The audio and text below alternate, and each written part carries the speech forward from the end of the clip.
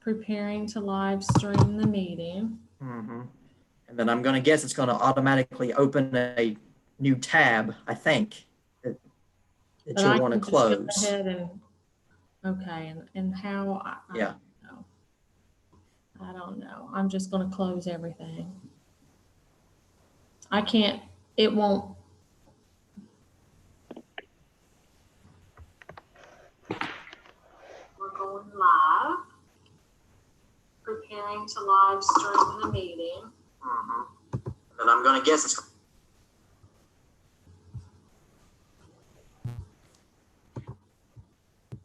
Can you hear me? Hear me? Can. Okay, I'm just testing to see if I got the right one. Close. So I can see if it's starting to echo. So far, so good. You did good today, Laura. Did Mike help you? Yes, he did. Hey, Julie. Hello. How's everybody today? Good, good. Yeah. I was a little concerned. I was having a little technical difficulties earlier. For some reason, my laptop was not connecting. Of course, I had to call Tim just to have him on the line. I don't know what it is. Anytime, like at work, it doesn't matter, at home, as long as he's on the line, you get it straightened out. Well, that's good. I just need him there for moral support, I guess. Yeah.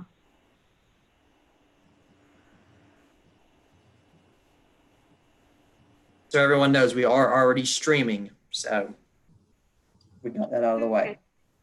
Yes, we're already streaming because it makes me nervous when all that echoing and all that back feed is coming through, and I'm stressing trying to get the meeting started. I said, we're going to have to do this early. I can't go through this. I can't have that kind of pressure on me.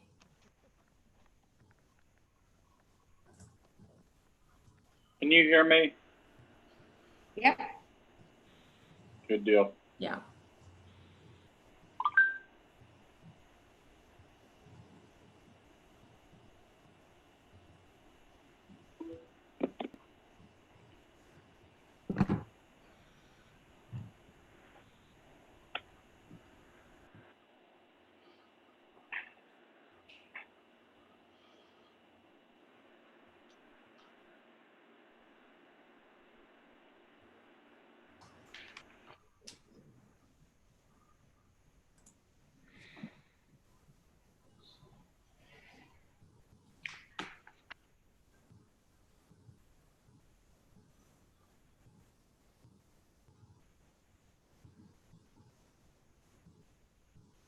Robin, did you log on to the town hall meeting?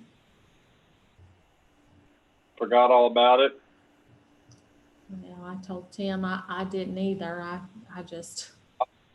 Everybody, all the teachers. Pardon? I forwarded it the other day to all the teachers. Yeah. But we took on a task. I've had our cleaners taken down every composite and clean them today. And the 6 inches of dust behind each composite probably would have made you absolutely nauseous. Well, I'm glad you took that job on. Sounds like it was long overdue by about probably 30 years.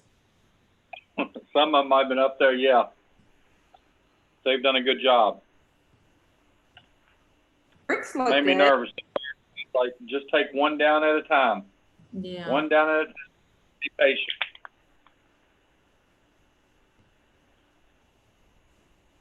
Chelsea's done a really good job at the board office this week. She's been very pleasant. She is. She's very talented. She is. She's very, very good. We've enjoyed having her this week. Chelsea Shields, she's works in the youth employment program, and where Tina's been on vacation this week. Yeah. Chelsea's been our receptionist, and she's done a very good job. Great. I had Madeline bound all 200 agendas this week. Oh my gosh. So we've got good work out of them.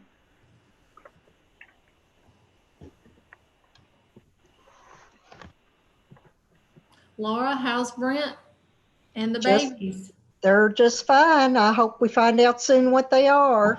So they're doing the gender reveal on August 9th, I saw. Mm-hmm. And Yes, that's going to be at Bellarmine? at Bellarmine in the gym. Oh, goodness. It looks like a lot of people think it's, since the genders are the same, correct? Uh-huh. Looks Yeah, like they're a lot of people identical. are predicting boys. Yeah, that's what everybody predicts. And you don't know because they can't tell you because you'll tell. Oh, I'd tell you tonight if I knew. I voted girls You think on the the Twitter girls? girls, and I think I was the only one in the first 20. Yeah. I'll go on record as saying girls too. I think it's going to be girls. Do you? I do too. Oh, somebody's at my door. Oh, Mike. How is she getting along, Laura? She's getting along great. She goes back to the doctor tomorrow. But so far, both of the babies are the same size, and she's going on her 5th month. And the doctor was very impressed with that because there's only one placenta, so they're feeding off both of just the one. And they were worried about one twin getting bigger than the other, but so far, so good. I saw a picture, I think Brent must have posted of her. Uh-huh. And she looked big. I mean, like for her, because probably where she's so small. She's tiny, Like, but oh gosh, she really. she's already gained 23 pounds. Yeah, with twins, you could tell Yeah. You could tell it was kind of unusual for her Yeah. size. You knew there had to be 2 in there. Mm-hmm. So, I'm excited. Yeah. That's exciting. Julie knows. Julie's got grandkids galore. You got another one on She's the way got too. You have twins also, Julie. Boy and a girl. Yeah. They just turned 4. Now Rebecca's pregnant, right? Right. With her second. And So, how's she getting along? great. We find out August 12th. Well, she finds out August 12th. I don't know if she's going to tell us or not. Hopefully she will. But I'm thinking she's going to have a girl. I don't really know. But Yeah. Now she has a little boy, right? Yeah, he is. He just turned 3 in June. Yeah. Yeah, mine are 7, 5, 2 4s, 3, 2, and a new one coming up.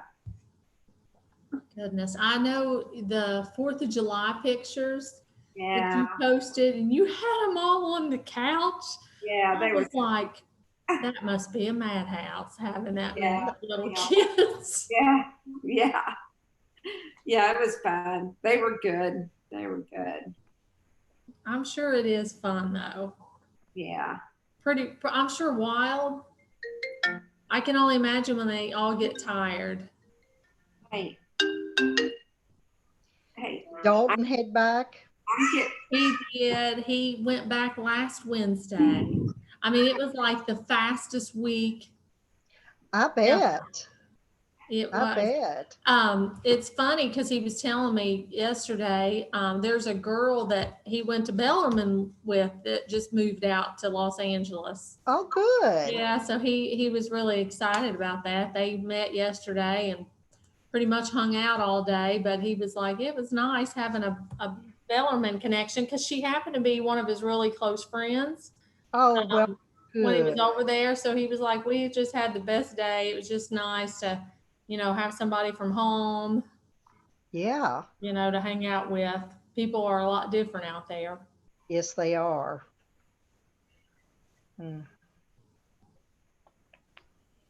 Wonder if Chastity's going to make it on. She was having some problems. Oh, was she having problems getting logged on? Mm-hmm. Oh. I think she's in Tennessee with her family. Yeah, I saw that. Well, it'll be okay if she doesn't make it.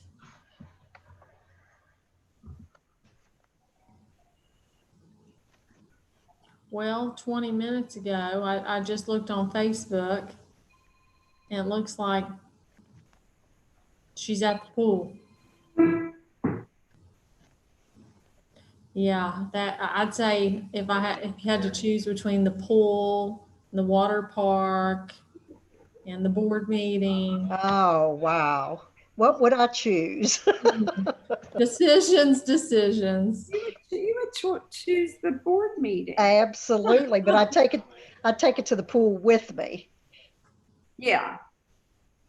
Well, I hope she gets to log on from the pool. I hope she Then does we can too. all just marvel in where she is.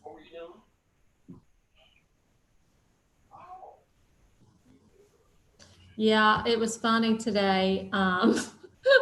Dion called the board office and she's like, I talked to Laura and we neither one got our Zoom meeting invite. And it was like, duh. And I said, oh, no, you didn't. And neither did anyone else because I haven't sent it out yet. Yeah, she called me. She said, did you get yours? And I said, no, I didn't. So I said, well, it would have been fine because as soon as Tim and I logged on at 5:30, I would have realized I hadn't sent out the Zoom invite, so we would have gotten it. But I was glad you all called and asked.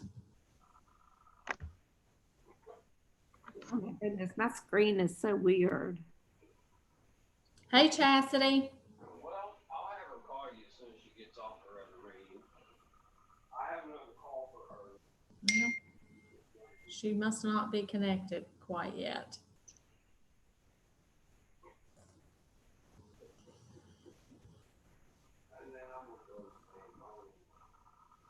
uh-oh, there's two Chastities.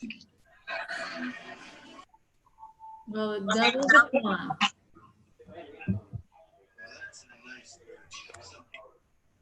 Yeah.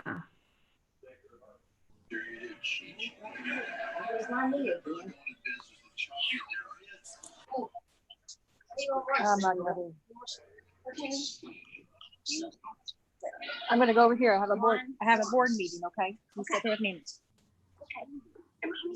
Hey, Chastity, are you at the pool? Oh shoot. No, it's raining.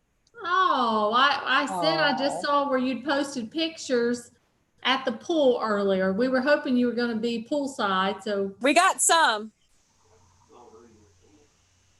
Well, hopefully it's just a shower like it did here. The sun's out beautiful now here. I hope you all can't see me, can you? No. You probably just have to go up and push something. Hi, Sander. Hey, Oh Sander. Lord, this is not gonna work. What is it? I can't get my Wi-Fi to connect to my laptop. Okay, I'm gonna go outside. Why? Because Mommy's got a meeting. Come here. I'm not gonna sit with me. He's like, we're on vacation. You don't want right me. back, okay?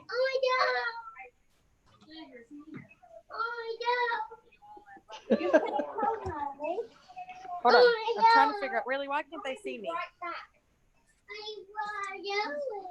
Mommy's right there. Come up here with me. Please, Oh, huh, there I am. Hello. Hey. Hey. I was like, really, help me. Uh-oh. Uh-oh. There you are. I'm gonna mute it because I'm not gonna be able to leave this room. Okay.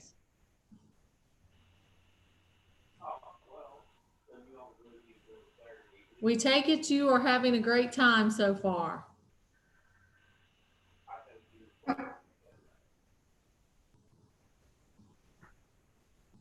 We can't hear you. You're muted. I was like, can you still hear me? I want to make sure. Okay. I'm gonna mute it because Xander won't let me leave the room. That's fine. You all having a good time? Yeah, we got up here about 1:30. Mommy, what are you doing? Mommy's gonna be right there. Come on. The room's nice. Like, you can, hold on, I'll show you. Let me turn it around. I can. Like, this is what our view is. Oh, Oh, yeah, good. that's And then great.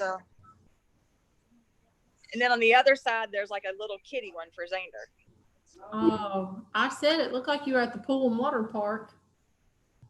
It's nice. Well, hopefully it'll just be a shower.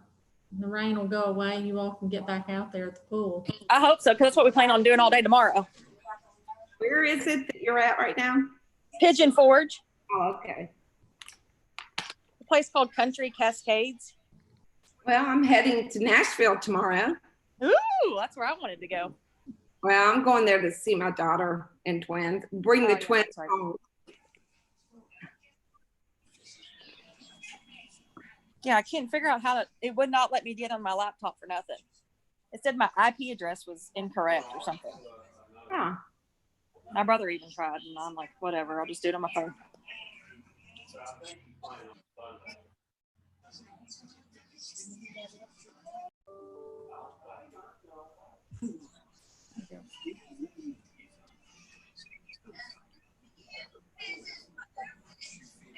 Yeah. There's Dion.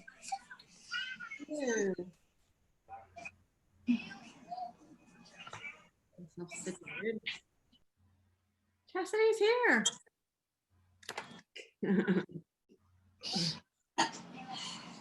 Hey. Hi. Brand new car. Shuttle bag. Brad knew I was having a meeting. Yeah. What'd you say, Laurie? Probably. Mike said Gran called, and I said she knew I was having a meeting.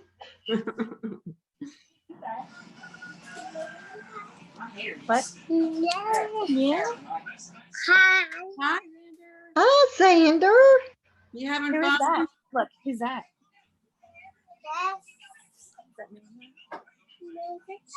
That's Nana. That's Dana.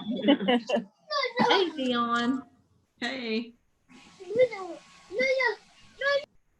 Learn how to figure this out. Hold on, because you're talking. This is not going to work.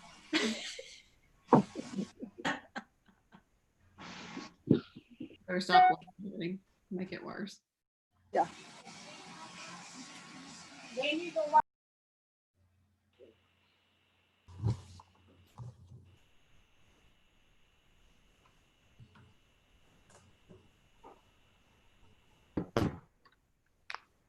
You were missing Sean, huh?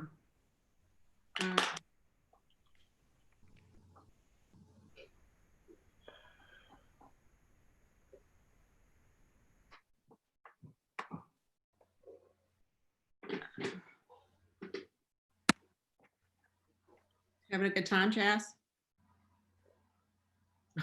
She's on mute. Yeah. We just got up here not too long ago. How long are you staying? Till Saturday. Oh, okay. Yeah.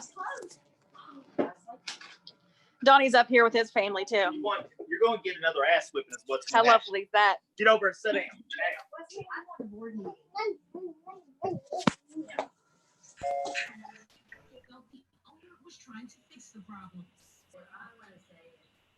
There's Sean. Hey, Sean, can you hear us? Yeah, I can hear you. I can see you. I can hear you. Can you hear me? Yes. Yes. We can. How have you been getting along? Oh, me, I'm fine. Been a little upset stomach today. Were you off today? I've been off since April. Oh, you haven't gone back yet? No. No, I'm high risk. Yeah. Yes, that you are. That is true. I'm on furlough this week. How's everything been going there, Dion? Are they going back on a modified schedule? Yeah, that's what they're saying. So we'll see. When do they start back? 17th, I think it is. Okay. Are they doing everything online or? No, it's like 4 different scenarios. Yeah. Okay. I think most kids I talk to have 2 classes on campus. So I don't know if that's, all of them around there, but I'd say somewhat like that. Yeah. I'd say the ones that have to be really hands-on stuff. Right. When I looked at Jack's schedule, because I had to do his tuition waiver, he had 2 on campus. And they were all like media informatics type classes. So. Right. I just saw where Fayette County is going back to school online. We knew that was coming. Yeah. Yeah. We figured, I assumed, which I can understand that would be logistically, I mean, it's challenging for us and we're tiny. Right. I figured them and Jefferson would have to. Yeah, they said Bellevue was too. I was really surprised. Yeah, Bourbon County also announced that they were going online. We ready? Yeah. We are. All right. Well, yeah, bang the table. And we will begin our special board meeting for July. Laurie? Here. Sean? Here. Leon? Here. Cassidy? Here. And could we do the Pledge of Allegiance? Pledge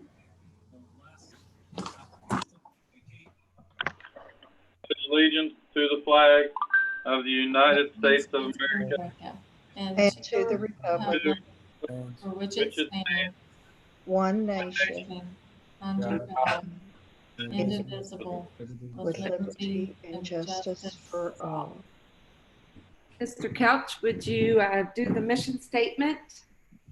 Absolutely, yes, ma'am. Mission of Augusta Independent Schools is to ensure all students achieve high levels of learning in a nurturing climate, empowering them to be responsible and productive citizens of a global community. Thank you, Mr. Couch. Can I have an approval of the agenda? Motion made, Laura. I'll second. Motion made by Laura and Dion seconded. All in favor? Was that Chastity that seconded? I think Dion did. Oh, okay. Dion, did you second it? Yes. Well, we both Okay, did. sorry. Yes. Okay. All right.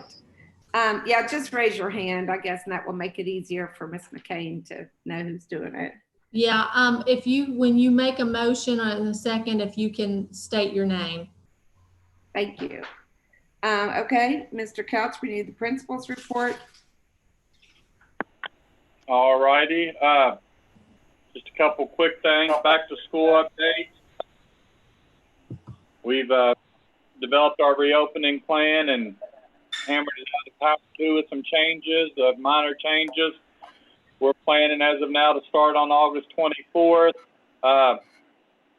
Monday, or 4 days a week. I think we've just recently decided this week to take Wednesday off again. We went back and forth, but with the Maysville Vocational School and taking off, and Mason County taking off Wednesday, we feel that would be best since a lot of our kids are participate at the vocational school.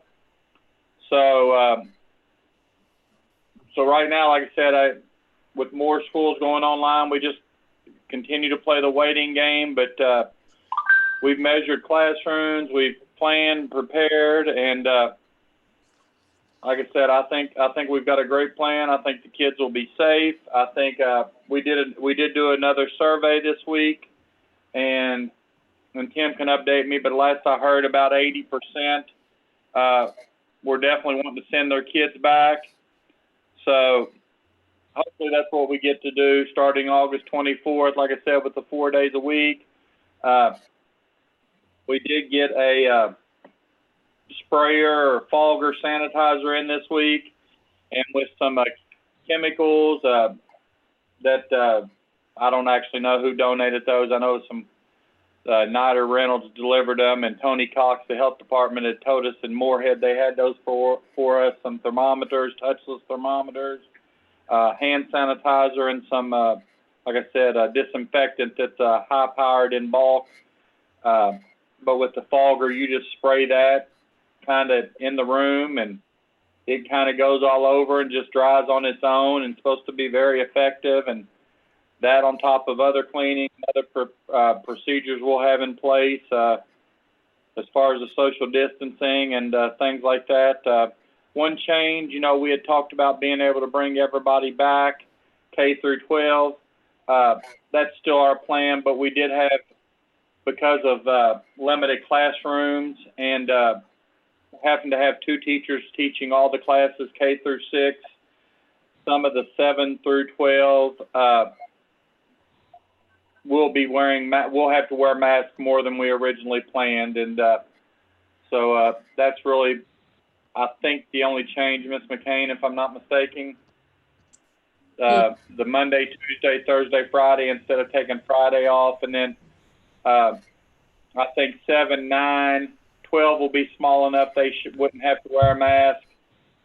10, I think, is split already or smaller, but I thought it was 7, 9. Ms. McCain, correct me if I'm wrong, that 7, 9, 10, 11 maybe, or 7, 9, 11 would possibly have to wear a mask. 7, 9, 10, and 11. 7, 9 most of the day, majority of the day. 10, 11 half day. Half day. So that's where we stand there. Still constantly getting updates and things delivered to us and handed down. I think I saw where KD or someone will be having another meeting this week, so who knows? They're just kind of playing it by ear, but hopefully we get to start in person, and so I feel we're very prepared, very ready. And then when we get our teachers in here and August 10th, we'll go over that and make sure they're well versed and do everything we can to keep these kiddos safe, to get them back in here learning where they need to be. Any questions on that before I move on to the work calendar? Yeah, Robin, will we be checking their temperatures daily as they enter, or? Yes, matter of fact, Mom will be checking them before they get off the bus. I don't even want them getting to school if they got a temperature, because I'm afraid if they get on the bus and get here, then nobody will come pick them up. So we'll be checking those kids before they leave their house when they get on the bus, and then we'll be checking the ones that are dropped off or coming to school before they enter the building. Absolutely. And that'll be daily. Will they be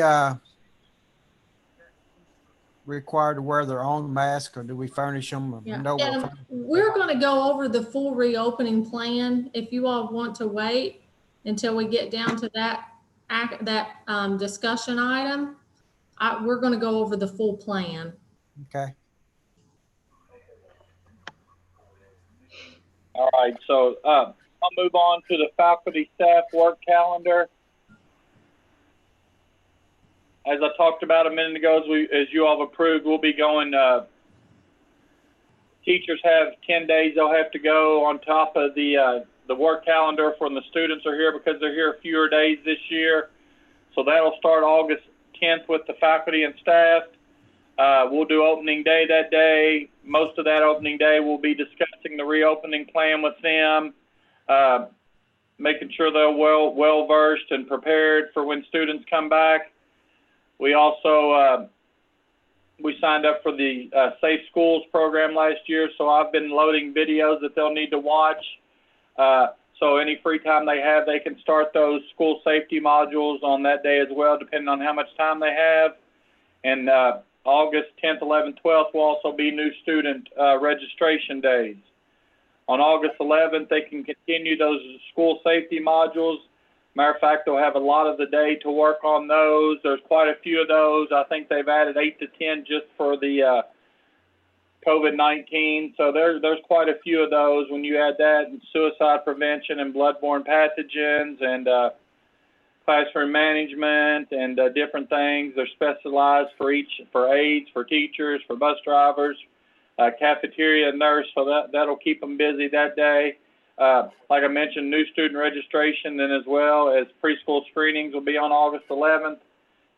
August 12th, we're going to start with our team meetings, break up into groups so we can align our curriculum and discuss with teachers where there might be gaps from last year and untaught content left over from last year, to make sure, you know, at the beginning of the year, we after we take care of the mental health and welcome them back, but once we get into that, when we do our assessments and our I-readies, so we can make sure that content doesn't go uncovered, and we can teach that at the beginning and then review as need be.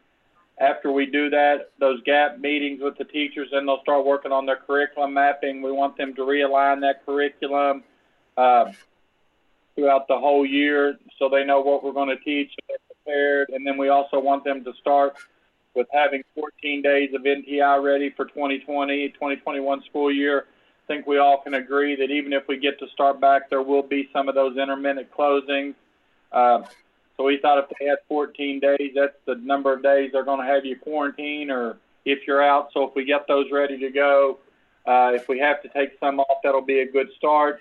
And those are going to be much more rigorous this year. We're going to really work when we do that curriculum mapping, because we know at the end of last year, you know, we did the best we could. Teachers, students, it was a lot of people not with internet, a lot of people not being able to get on. But this year, you know, one of our focuses, and we've talked repeatedly, is about making sure that that online content, that virtual content, that NTI is very rigorous and a lot higher expectations, and do a lot better job over that virtual learning this year. So we want to teachers give them time to go over that and make sure they're prepared, and we can look over those and make sure that's what we're looking for.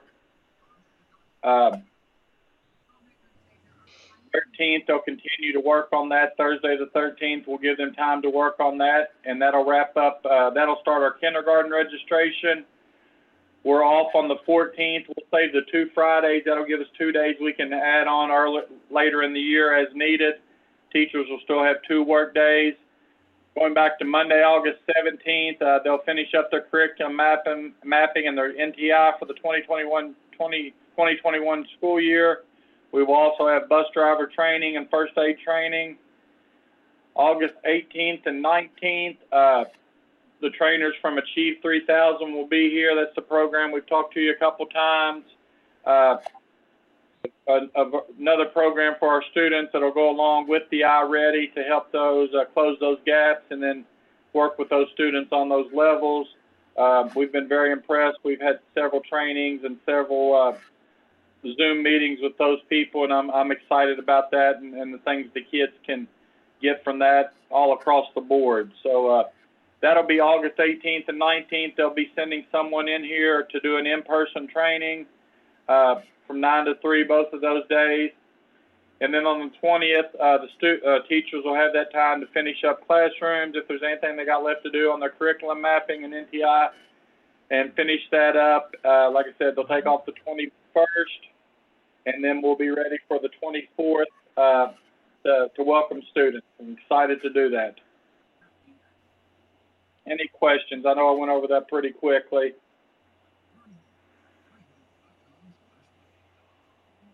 I know that Mr. Couch and Ms. Brewer, the whole administrative team, they've worked very hard on that work calendar. They've really tried to utilize the days that staff are going to be there for them to get a lot of the work done that needed to be done. So they've really maximized the time. I know you don't see it, but I've got the work calendar in front of me, and you know, it's going to be a busy couple of weeks for the faculty and staff in preparation for students returning. And one of the other things that the administrative staff have discussed that I know Mr. Kelch and the administrators at the building level are going to be making a priority and working with staff on is when students come back the first month, the focus, the priority is going to be social, emotional, mental health. You know, we got to make sure kids are okay when they get back. So that's going to be important that we really, look at how they're doing and make sure to connect them with any kind of supports and that they might need. And then the other piece is the assessment. Like Mr. Kelch said, they're going to do a lot of planning on the curriculum and making adjustments there.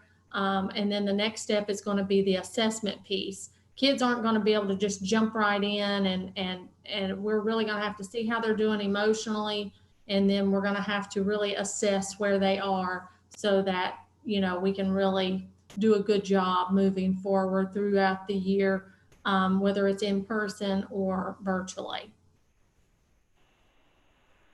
Well, thank you, Mr. Kelch, for all your work. I know how hard it is, and I know what you've been going through, and I'm certainly, like the rest of us, we hope that the kids are back in school on August 24th.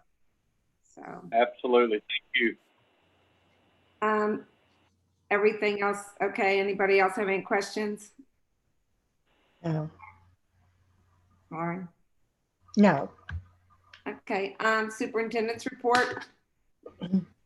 Okay. I do want to mention, kind of hot off the press, we just received an email from Commissioner Brown about 5 minutes before the meeting started, that he's basically said, based on the governor's comments today during his press conference, that he's asking school districts that had plans to return to in-person classes on or before August 14th to begin planning for the possibility of beginning the school year after that date, or using full NTI. So for us, as of now, being that our start date is August 24th, we're still within those guidelines. So it looks like they're just watching the number of cases closely. If things seem to plateau and numbers begin to decrease, we should be okay. I'm sure as we move into August, the first, second week, there could be some adjustments there. I think most districts have moved to later in August.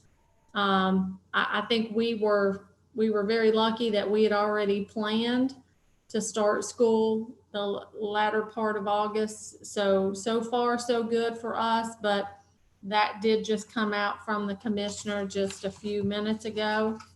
I did want to mention, Mr. Literal and I were participating in a webinar yesterday on with the Kentucky Emergency Management Public Assistance, which is actually the FEMA, to just give us guidance and the processes for recovering funds for COVID. So we have now been given some directions and some guidance from FEMA on that process. So we will be able to recover some of the funds that we've spent, particularly on, sanitation, cleaning, disinfectants, PPE equipment, all of those kinds of things. Given our size, it's pretty substantial. I mean, there's been quite a bit of funds that we've had to spend in preparation, for the school year. So we will be working on that. We also learned through TENCO Workforce Development Board, which is where we have the youth employment grant through, that they have received some COVID funds for personnel that they're going to be able to offer to school districts. So I've been in contact with Denise Dials. She has sent us an invitation to participate in a webinar next week. This would possibly allow us to employ someone full-time up to 40 hours for a full year. they would have to meet the eligibility guidelines of this particular program. I'm not sure what those guidelines are until after, the webinar next week, but nonetheless, the position would entail being able to help with, cleaning, sanitizing, possibly taking temperatures, being on the school buses to help with temperatures, in the building with temperatures, those kinds of things. So we're very excited about that because we're going to need all hands on deck as we get to the reopening plan here a little later. You'll see, just because of the social distancing piece, to make it all work, we're having to split classes up. So, we're running very thin on personnel to make it all work. So that will be a very welcome position if we're able to add a staff member, at least for this year. And then lastly, school safety facility upgrade funding. We received about $7,800 that we are going to be able to use toward fitting our vestibule with an additional camera. And also it can be used for window coverings and for an intercom and locks. It was very specific on what those funds could be used for. So we already have been in contact with Mark Tucker. He did our new camera system last year. So we're going to be working with Mark Tucker to fit the vestibule with the new camera and the intercom system. Those are requirements for, the new Safe Schools Act, and that's where this funding comes in. So that's all I have under the superintendent's report, unless you have any questions. Any questions? No. Thank you, Ms. McCain. Thanks for. You are welcome. Next thing on the agenda is the superintendent professional growth and effectiveness system for 2019-20. Okay. The forms, I have all of the forms that need to be distributed to the board members. So next week, when Tina is back from vacation, I will have her bring those and put those in each of your mailboxes. That way you all have the forms.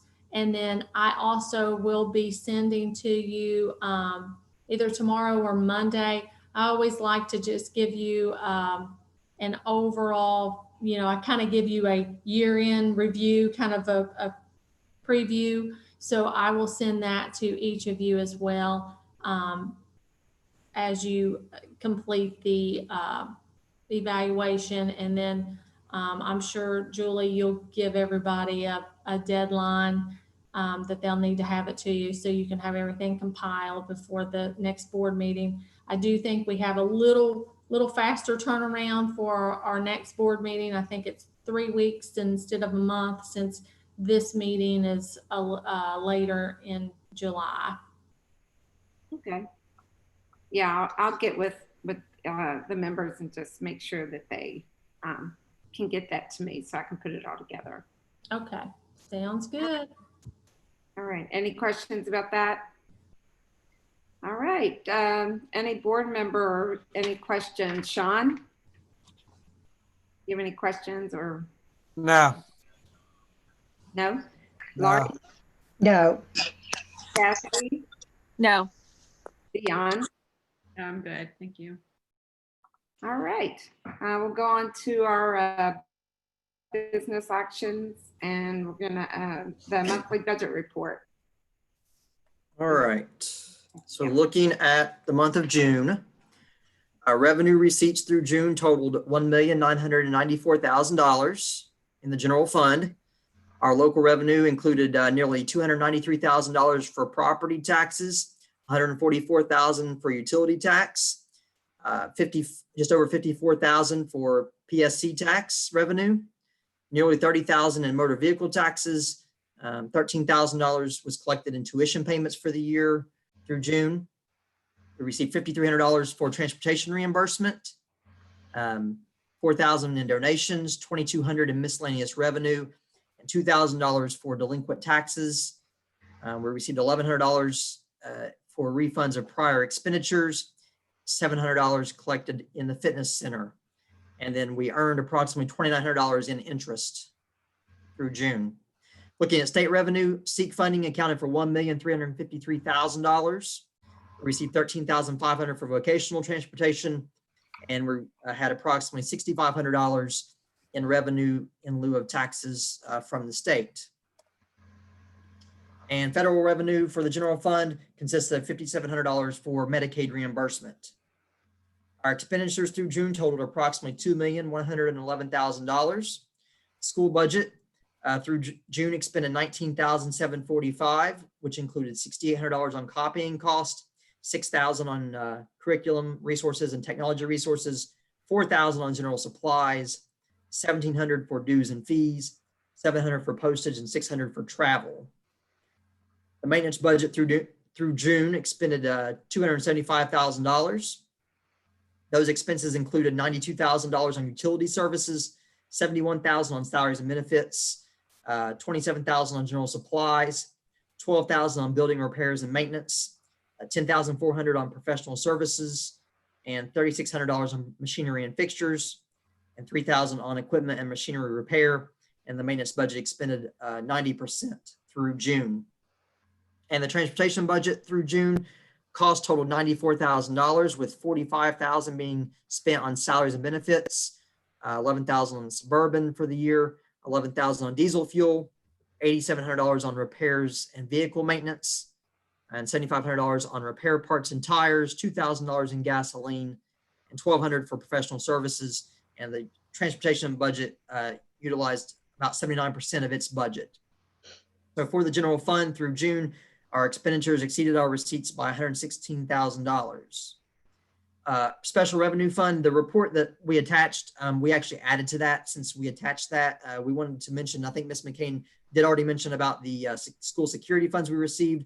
We also received notice that through part of that Senate Bill 1, they have given, we've received $47,000 for mental health, school-based mental health services.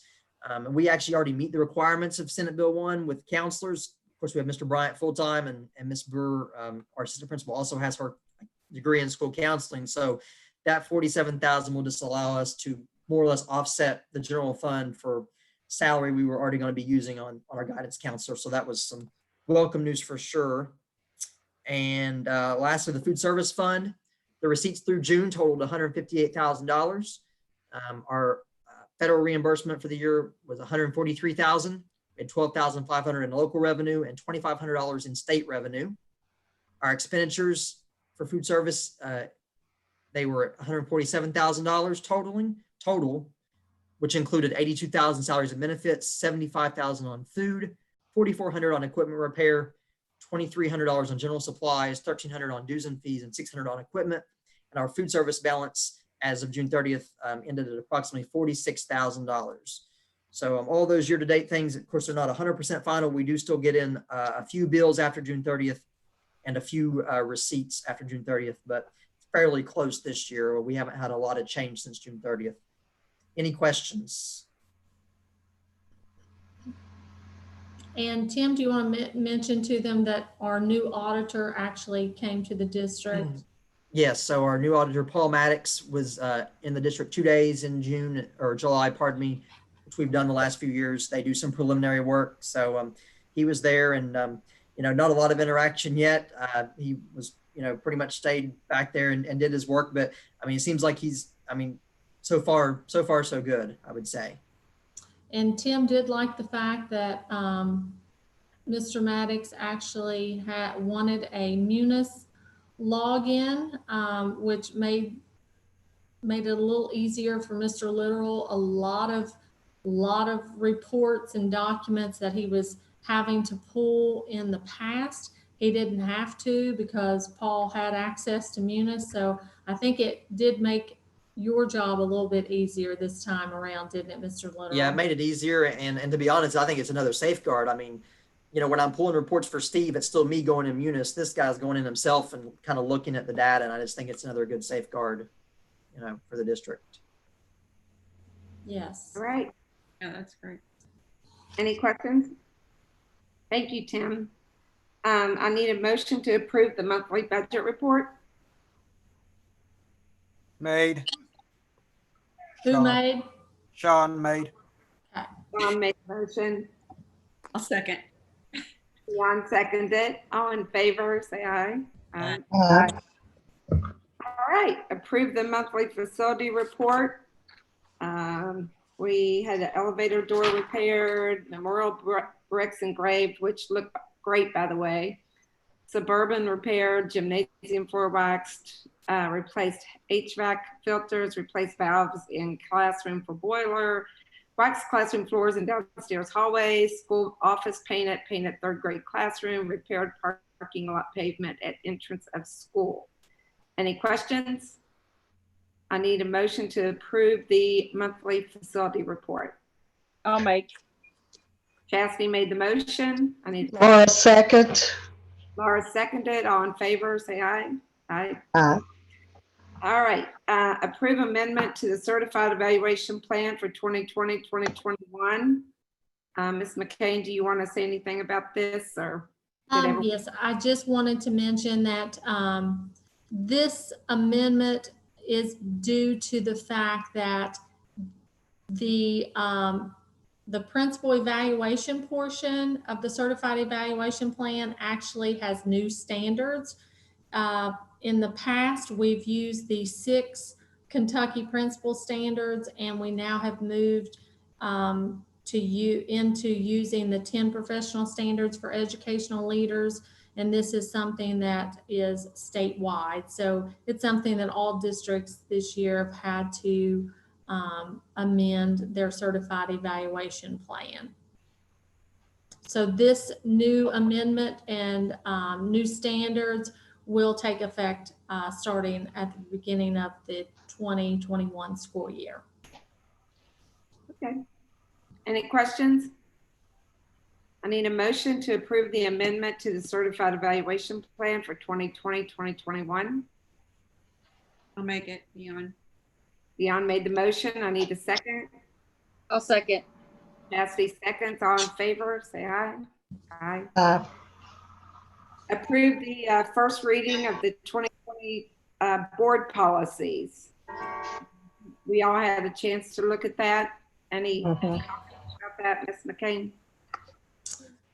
This is just our board policies that we have to approve each year. Of course, KSBA is our policy body that assists districts with this. So we have membership with them, and they help us do this. What they do is they basically take all new legislation and they make sure that everything is updated for school boards, just to make it a little easier and a little more concise.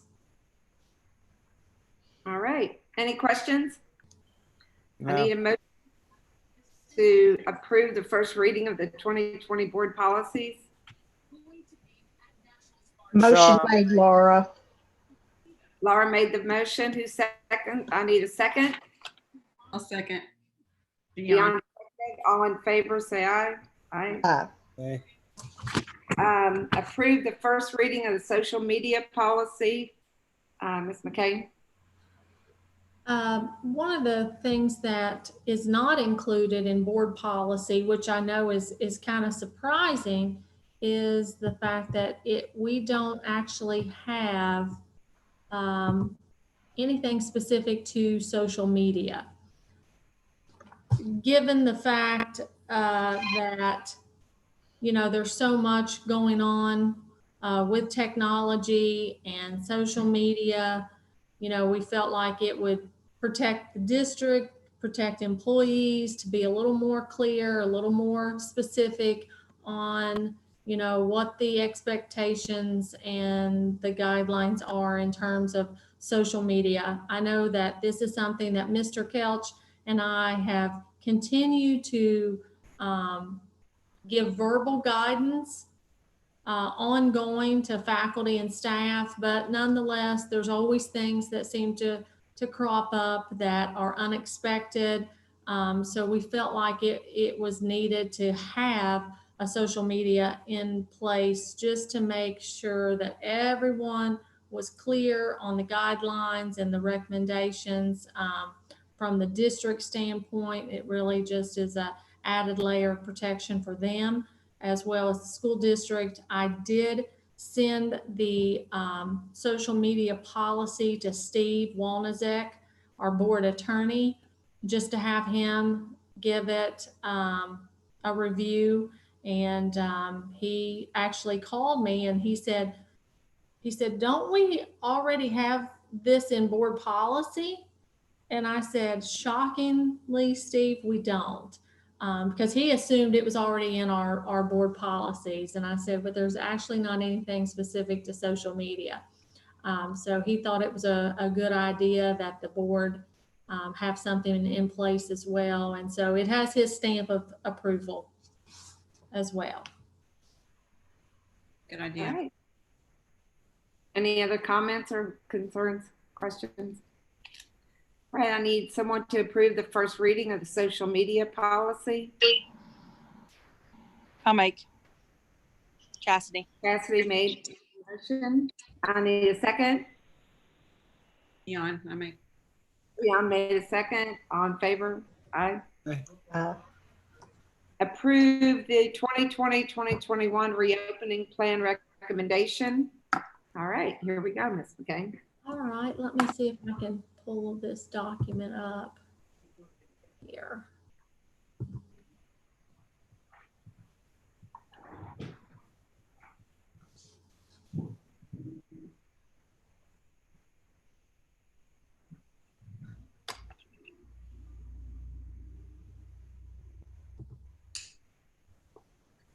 Okay, can everyone see the plan? No. No. No, we can see the agenda. That's weird. You can only see the agenda? Uh-huh.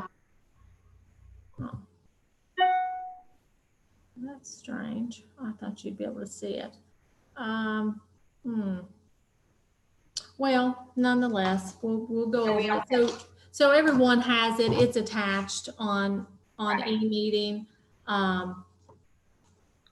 So we'll go through this. Now, what I do want to just go ahead and note that this plan is very specific in that it's basically laid out all of the procedures and the guidelines that are for faculty and staff. A lot of this information will not be released, to the public. Only what pertains to, families and parents, what they would need to know will we release. Because our plan is after the board approves the reopening plan, Tim has already started working on, basically just extrapolating from this what parents and families would need to know. And that is what we will release to the public then tomorrow. But our plan is just very specific, so this can be given to all of our faculty and staff as well. So we are still planning on starting August 24th with in-person classes.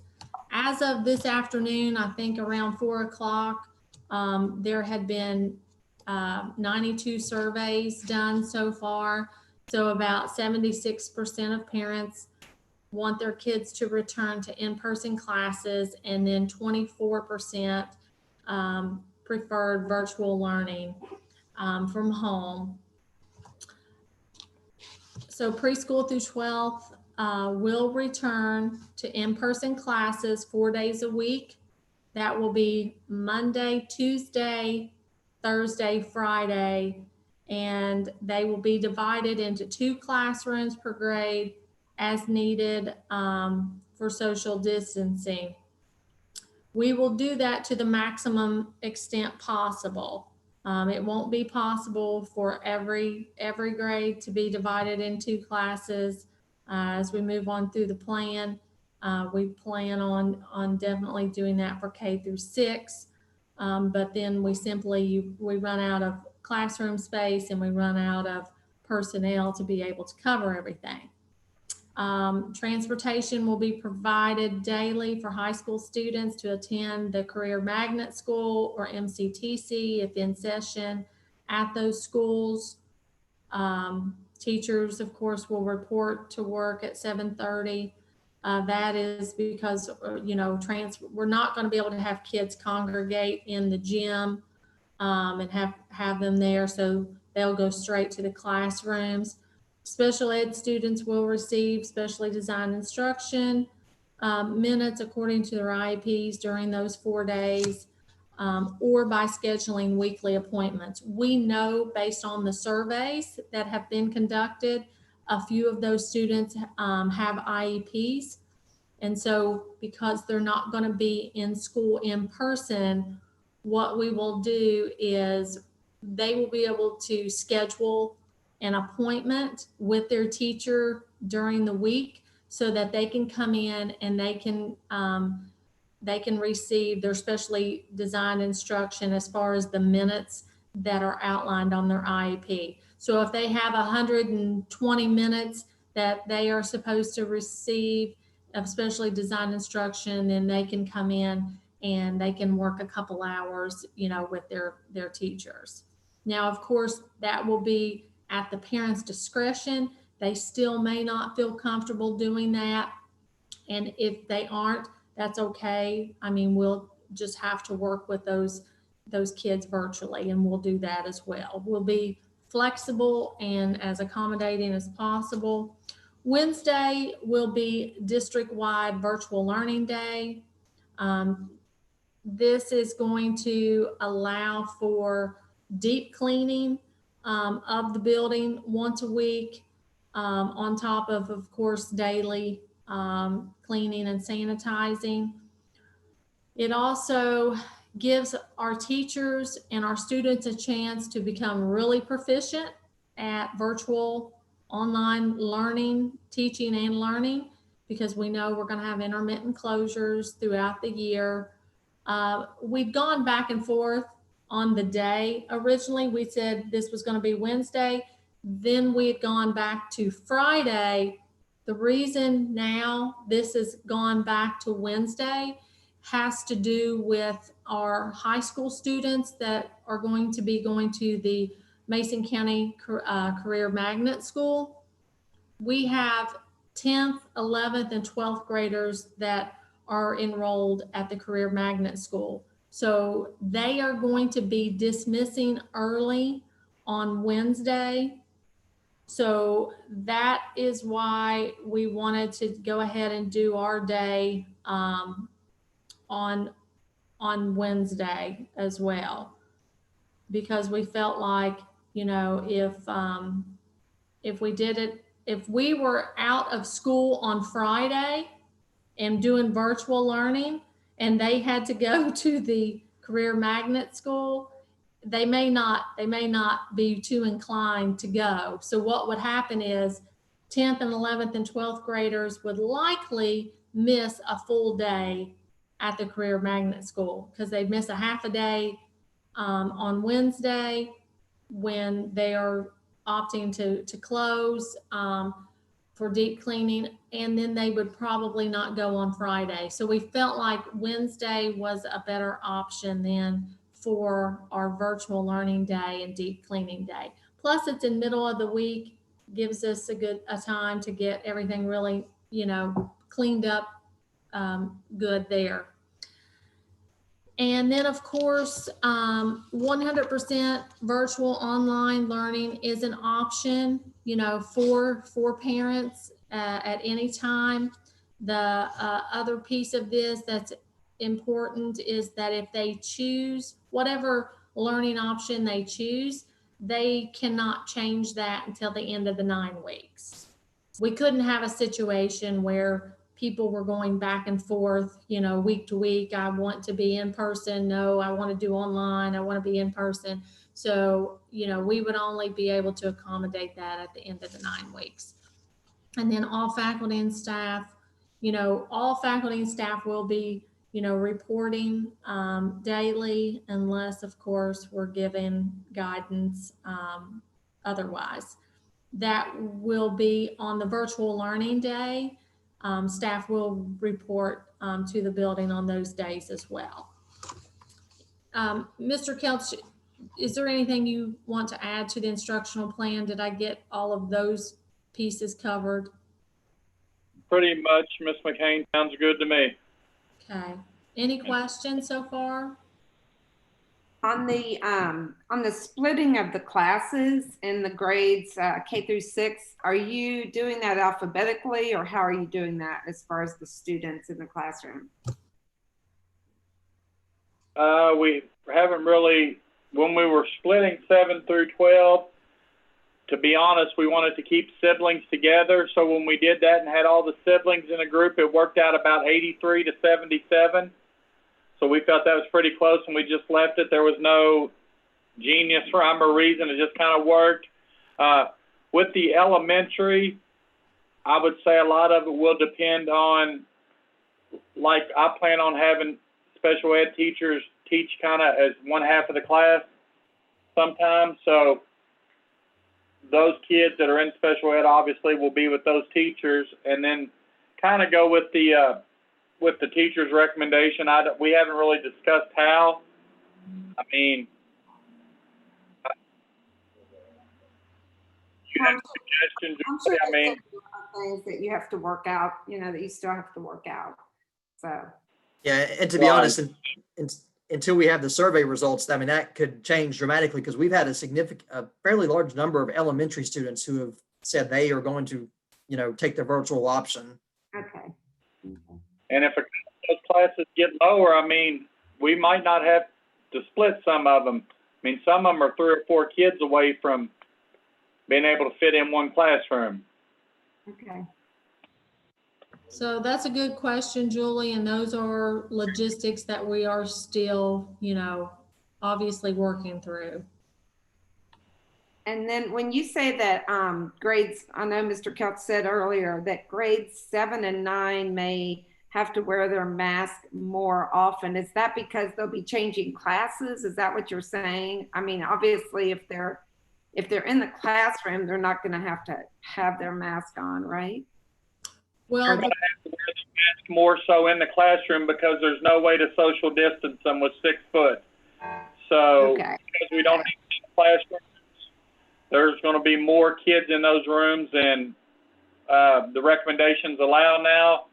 So we just wanted to be transparent and honest and let parents know to protect their kids and to be able to bring them back. There might be some classes that do have to wear those masks more so than just when they're traveling. Oh, okay. That makes sense because they might have more kids in an English 1 class and you would have to do that. Okay. And that is, like Tim said, though, based on these survey results, when it's all said and done and everything shakes out, if several have taken the virtual option, we may be able to socially distance them. What we figured out is once Mr. Kelch and Mr. Bryant really started looking at the logistics, they realized that it was just going to be impossible to socially distance the numbers of students in those classes unless something changes with the numbers with virtual option. So we thought we need to let parents know because that may weigh into their decision if they wanted the virtual option or in-person option.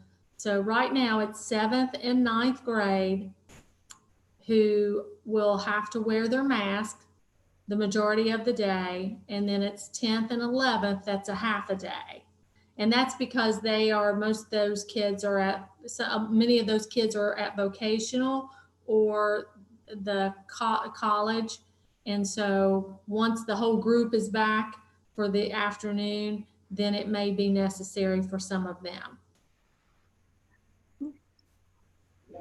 But I can tell you, anytime that we can achieve the 6 feet of social distancing, kids will not have to wear their masks.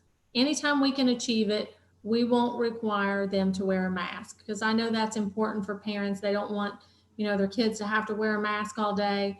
I know all of us, just going out in public and in stores and wearing these masks just for short periods of time are difficult. So we are definitely will, try to achieve, the social distancing so they don't have to. Any other questions? Go on. Okay, looking at daily operations, of course, some of the highlights here is teachers have to keep seating charts. So students will have to stay in the same seats daily, whether that's in the classroom, on the school bus, if it's in line to the restroom, all of that will be consistent every single day, and that is for contact tracing purposes.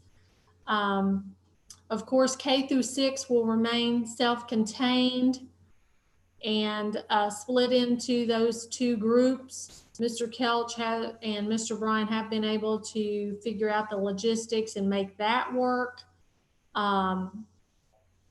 Also, our special ed teachers and our paraprofessionals will help and assist with the split classrooms, kindergarten through 6th grade, because obviously you can't have the teacher 2 places at the same time. So regular teacher will be doing direct instruction in one group, and then we'll have a special ed teacher, paraprofessional in another classroom, and then they will switch. I think Mr. Kelch has even, tried to work it out where that would be a very low number of students with the special ed teacher and a paraprofessional, and he's tried to even figure out logistics so that if it's a special ed teacher and they would have their students that they have on their roster so that they could go ahead and be working with those kids to deliver their specially designed instruction as well. Did you want to add something, Mr. Kelch? Yes, that's exactly how we've done it. I just was confirming what you were saying, boss. Okay. Seating will be strategic to allow maximum distance between students. So we will, to the best of our ability and extent, to socially distance students. Students have to be seated facing the same direction. The elementary will be separated from the middle school and high school to the maximum extent possible. Just the design and layout of our building, pretty much it was almost operated as 2 schools, because elementary is on the 1st level, middle school and high school is on the 2nd level. So we are going to ensure that they stay separated, so there's not times when kids come in contact with each other. So lunch schedules, restroom schedules, all of that is going to be coordinated. And that's going to help us if we would have to do any type of contact tracing as well. 7th through 12th, originally we had talked about those kids staying in the same classroom and the teachers rotating to them. And it sounds good in theory, and that, when you think about it, you think, gosh, that's what we need to do. But when you start looking at it logistically, those kids actually switch classes. So it's different kids in all those different classes. So it's kind of impossible for the same group to stay and the teachers to rotate. So that's why those students will change classes, but they will do it on a staggered schedule. And they'll do it in a way that they're dismissed to meet the social distancing guidelines. For example, when 7th grade dismisses, it'll be 1 student at a time. So you'll have 1 student, and then 6 feet later, you'll have another student, and so on. So all of that's going to have to be coordinated. It is obviously going to take a lot of effort. Teachers will work to monitor, those class changes as well. And then all students will be required to wear a mask during class changes, and anytime social distancing cannot be achieved. We have basically are adopting the motto, if you move, you mask, because anytime there's going to be movement, whether it's walking around in the classroom, whether it's changing classes, whether it's going to the restroom, if you move, you mask. So that's going to be our motto, and the practice that we are going to have in place for our staff and for our kids. We think that's the safest bet there. Of course, we've already talked about the 7th and 9th are likely to have to wear their mask the majority of the day. 10th and 11th will be about a half a day. And we've also are going to do sanitizing of the classrooms between groups. So before the next group arrives, we will get the classroom sanitized. And the new fogger that Mr. Kelch mentioned earlier actually is a safe way that you spray this fog that goes across the classroom. And I think it completely sanitizes the classroom in like a minute or 2 minutes. It's something that's what most schools and colleges, I think, are using. And so we are looking at using those. And in instances where maybe the fogger's not used, we're talking about getting, the high spots, doorknobs, desks, that sort of thing, as far as the sanitizing between groups. Restroom breaks, of course, again, even students lining up will have to have an assigned spot and be required to have the same line each time for everything, just for contact tracing. They will also be required to, wash their hands, use hand sanitizers. They'll do this on a staggered schedule for every grade. And moving on recess, again, we will maximize, social distancing.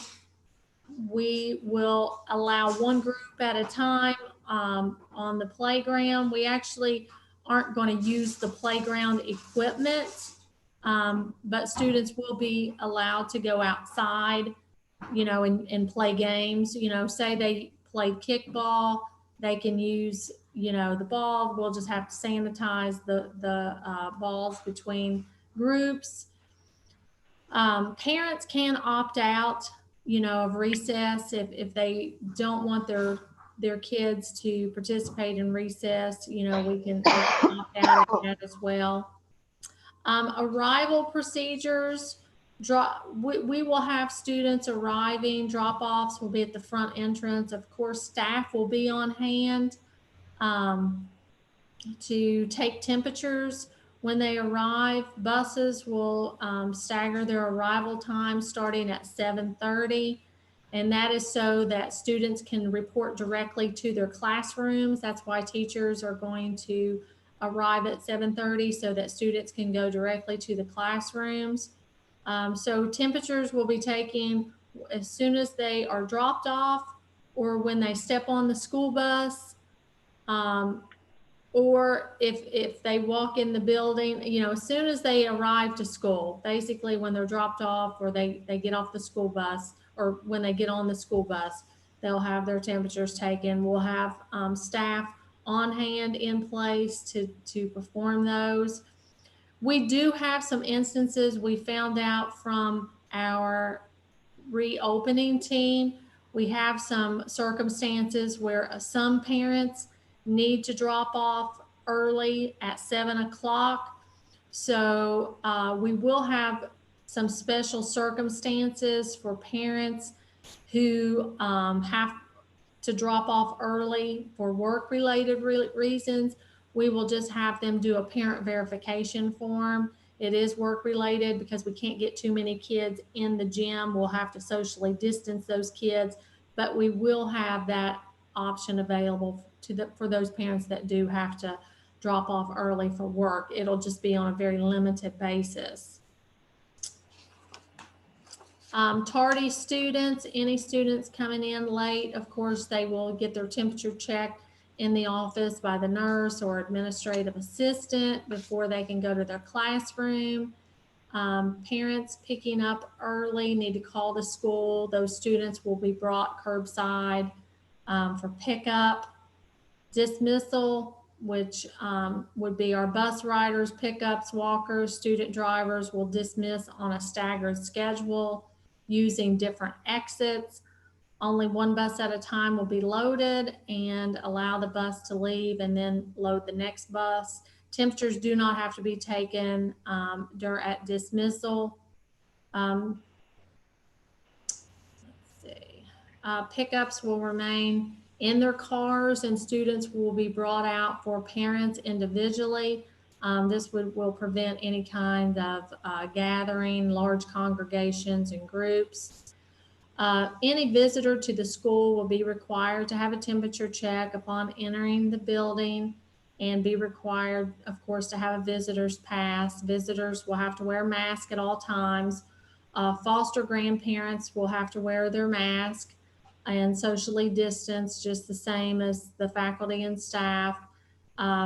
School volunteers will not be permitted until further notice. So any kind of volunteers, we won't do any kind of volunteers until later when it's safe to do so. Only exception is our foster grandparents, which we consider are part of our faculty and staff, and they're going to be a big help to us in being able to do a lot of the cleaning, disinfecting, just monitoring, supervising kids, wearing their mask, being socially distanced, and so on. Safety and health protocols, faculty and staff mask policy, all staff will be required to have a mask unless medically waived. The school will provide cloth masks for all staff members. All staff will be required to wear a mask when 6 feet. Social distancing cannot be achieved. Mask must cover mouth and nose, and if you move, you mask. Students in first grade or higher will be required to have a mask unless medically waived. Students will be required to wear a mask while being transported on the school buses. Students will be required to wear a mask when in situations where social distancing cannot be achieved and anytime walking around or outside the classroom. The school will provide cloth mask one time for every student. It will be the student's responsibility to maintain the mask daily and have them washed regularly. Disposable masks will be provided in cases of lost, stolen, or worn out mask. And of course, masks must cover the mouth and nose. And if you move, you mask. Temperature checks, exclusion criteria, temperature checks using touchless thermometers for all students and staff will be conducted upon boarding the bus, exiting their car, or arrival to the school building. Staff assigned to conduct temperature checks of students and staff will be provided thermometers. All students have a temperature check upon, or all staff will have a temperature check upon arrival to school at various temperature check stations established by the school. All students and staff, this is the exclusion criteria. All students and staff should stay home or will be sent home if any of the following occur: a temperature higher than 100.4 and or a cough and or vomiting, diarrhea and or a new rash or exposure to COVID-19 case in a 48-hour period. All students and staff with a temperature higher than 100.4 will be required to be fever-free for 72 hours without being on temperature reducing medicine before they can return to school or participate in school activities. Those guidelines are basically have been directed to us. So we didn't just, come up with that on our own. That's what the, Department of Public Health has issued for all school districts to follow. The contact tracing protocols, of course, seating charts on school buses, classrooms, cafeteria will be maintained if needed for contact tracing investigations. Local health department will be notified of any positive COVID-19 cases. School officials will cooperate with the health department to conduct contact tracing investigations. Students and staff identified as high risk of positive COVID-19 infection will need to self-quarantine for 14 days. The school will consult with the local health department on the length of time to close school and return to virtual learning. I do want to mention, in cases where maybe they are at high risk, they could go ahead and get a COVID, get tested.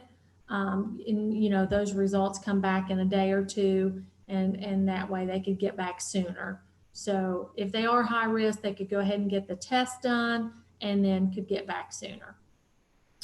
School nurse procedures. She'll develop a flow chart regarding when student and staff should be isolated and sent home. Frequently will inventory needed supplies, personal protective equipment for the health room, and report to our facilities director of those needs. Develop and provide training to staff, students, and parents on COVID-19, its symptoms, prevention methods, as well as like proper hand washing, mask wearing, socially distancing. This is all going to be really important at the beginning of the year, with just kind of getting students used to the procedures and protocols. Develop protocols when to send students home or send students to the nurse to determine, you know, those tasks that need to be done in the classroom first, and the communication plan between the teacher and the nurse, because, you know, everybody's going to be on high alert. So, you know, any little issue health-wise that comes up, you know, it's going to be important that, you know, we kind of can differentiate what is, you know, a typical health concern versus something that might be a more major high-risk issue. Develop a list of at-risk students with known health concerns. Advocate for those students in consideration for alternative or virtual learning. Recognize and assess, you know, fear, anxiety, stress regarding COVID-19 and returning to school. Make referrals to the school counselor as needed. Separate students and staff exhibiting signs and symptoms of illness from the healthy students and staff waiting to go home. Separate the isolation area of students so that they can be supervised. The school health room should only have one student or staff member at a time and sanitize before another student comes in. So this is going to be, you know, a change because students are kind of used to it being a revolving door in the nurse's health room. So we'll have to make sure it's just one student at a time. And the school will not conduct COVID-19 testing on students and staff. Mr. Kelch has had multiple parents ask that question, concerned that we were going to be doing COVID testing at school. And so we wanted to put that in our plan, make it clear to parents that we would not be doing or conducting any COVID testing from the school standpoint. Sanitation and cleaning. Students and staff throughout the day will, of course, wash hands, wipe down surfaces, use reusable and disposable water bottles, use hand sanitizer in the classroom, cafeteria, buses. Teachers and staff will sanitize their classrooms after students are dismissed daily. It's going to be real hard for, you know, our 2 custodians to get everything, you know, really thoroughly every single day. So we're going to ask our teachers and paraprofessionals to help us with that. But the custodial staff, of course, will be sanitizing high traffic areas daily, such as restrooms, doorknobs, handrails, and then, of course, do the deep cleaning and disinfecting of the building every Wednesday. The school will provide the masks, thermometers, latex gloves, hand sanitizer, disinfectant wipes, and spray as needed. Food service procedures. The use of the cafeteria will be permitted for breakfast and lunch, provided it can be served to maintain proper social distancing. If social distancing cannot be achieved, students will eat meals in the classroom. So we do believe that we'll have some of our, preschool, maybe up to second, third grade, able to eat in the cafeteria, and then the other classes will come through and have to take their lunch to their classrooms.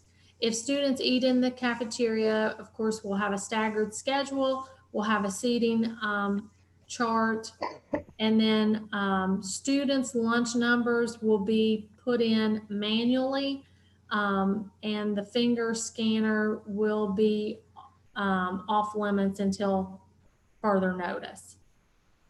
The serving line will be sanitized between classes, and if lunchroom tables are used, they will be sanitized before the next group comes in for lunch.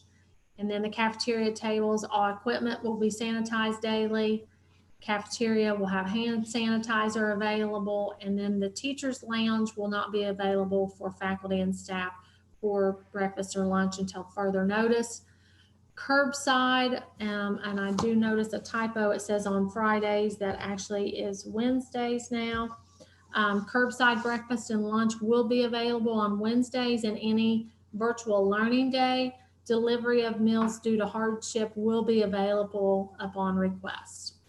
Transportation procedures. School bus drivers will wear a mask while students are loading and unloading unless medically waived. Bus drivers can take down the mask while they drive. Students will be required to wear a mask at all times on the school buses, with the exception of special needs students with exclusions to do so. Students' temperatures will be checked by a bus monitor or the driver when entering the bus and must be below 100.4. Buses will be sanitized after the morning and again after evening routes. Buses will load from the back to the front. The first seat behind the bus driver will remain empty. Buses will be unloaded one bus at a time and one student at a time. Siblings will sit together on the bus. The driver will assign seats and keep record of seats assigned. All buses will have hand sanitizer available. High school students attending the Mason County Career Magnet School, or MCTC, will report to the bus instead of checking into the school building. The bus driver will conduct temperature checks on each student as they enter the bus, and then field trips will be severely limited this year. Water fountains will not be used. Students can bring their own reusable or disposable water bottle, and the school will provide reusable water bottles if students need one. Assemblies will not be full school assemblies and will be allowed in small groups when social distancing can be achieved. All school sports, after school activities will follow local health department, KHSAA, and state public health guidelines. Healthy at school signage will be placed throughout the building of healthy and safety protocols. And then additional COVID-19 closure guidelines would be level 1 would be no county COVID-19 cases, and the recommendation, of course, would be school open. Level 2, cases within the county but none in the school would be open. A level 3 would be a substantial cases in the county and or a case in a classroom or grade level. Close the classroom to avoid closing the entire school when one student is tested positive for COVID-19. Consider sending home the remainder of the students in the classroom or grade level and other students, persons identified by the contact tracing investigation who came in contact with the student. And then the level 4, substantial cases in the county and in the school, and the school then would consider prolonged virtual learning for the entire school. So I've basically gone over the entire plan, every single bullet, just to make sure everyone, knew exactly what the plan was. So with that being said, what questions do you all have? Good plan. Sounds I exhausting. think you covered everything. Yeah. Well, I have to thank our reopening team and our administrative team. They have worked, I mean, on this for, the last couple of months. Where they've covered all of the bases. I think the crux of the whole plan is that, it gets kids to school in person in the safest possible way that we can. Any other questions? I just want to say that we do know that there will be, I'm sure, revisions that need to be made. Things will come up that we didn't anticipate. Things will happen that are just totally unexpected, and we'll just make revisions as necessary. I mean, there's no plan that's perfect, so we'll just do the best that we can and just make adjustments as needed. Thank you, Lisa. I know it's a lot of hard work by the reopening planning team and the administration. So thank you for sharing that with us. If there are no more questions, I need a motion to approve the 2020-2021 reopening plan recommendations. Motion made, Laura. Laura made the motion. I'll second. Cassidy second. All in favor? Aye. Aye. All right.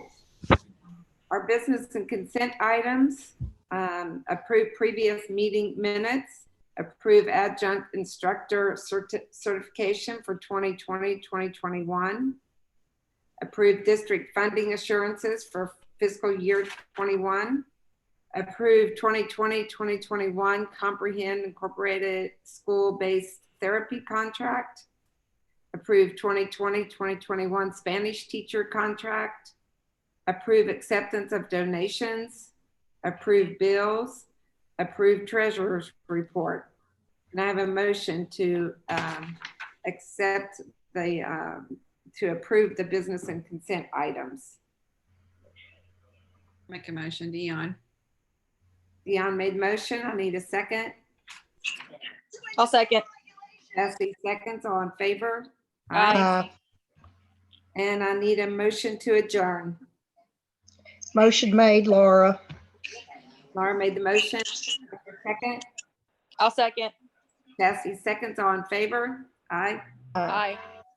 Voted, and our meeting is adjourned. Yay! All right. Well, thank you all. So I think our plan is to Are we still online? we are. Let me. Okay. I can stop recording here. Let's see here.